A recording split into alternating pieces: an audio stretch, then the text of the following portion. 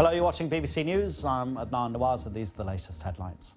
Tensions remain high across eastern Ukraine after 42 people were killed in clashes in Odessa on Friday.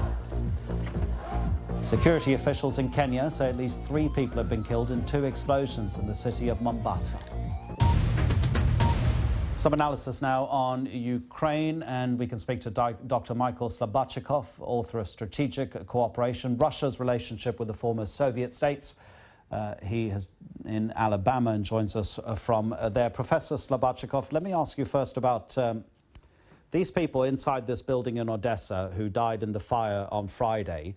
What happens if the Ukrainian authorities manage to get the bodies and identify them and find that they have some sort of connection to Russia? Is that even possible? Do you think that could happen? I think theoretically it's possible. I don't think it's likely, but I think theoretically it's possible. I think that if they were indeed Russian special forces, they probably wouldn't have any identifying documents on them at all. And so I think it would be very hard to trace them, even if they were able to identify them. So I think that that would be very difficult. And there's still some plausible deniability, as one could say that they came through on their own if they did, and not at Russia's behest.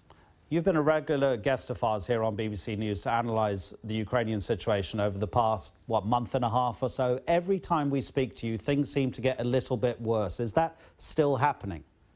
I think it's still happening, and it's very worrisome. I think it's headed towards a civil war. The one nice little lining was the release of the OSCE people today, and that was a glimmer of hope in an otherwise very gloomy situation. But what could the possible reasoning and the logic be behind their kidnapping? Because we'll wait to see what they say about what they saw and heard while they were in custody. But what possible reasoning could there be?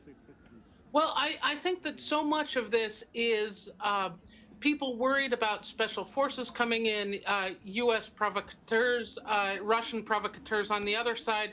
And so I think that people are genuinely worried about who might these people genuinely be. Are they really who they claim to be or not? And I think that's a genuine question. And so I think that the real question is, how were they treated when they were in custody?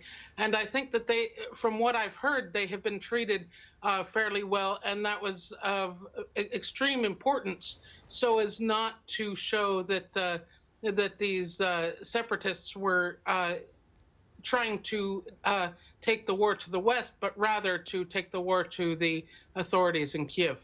Just briefly, finally, if you could, how much blame can be placed on the government in Kiev for what's happening in the East? I think there's a lot of blame to go around, frankly. I think everyone's partially to blame. I think that this situation could have been resolved much earlier, and it should be still resolved. And it's very unfortunate that it's not. I think cooler heads really need to prevail, and they're not. Dr. Michael Slobodchikoff, thanks once again. We always appreciate your time.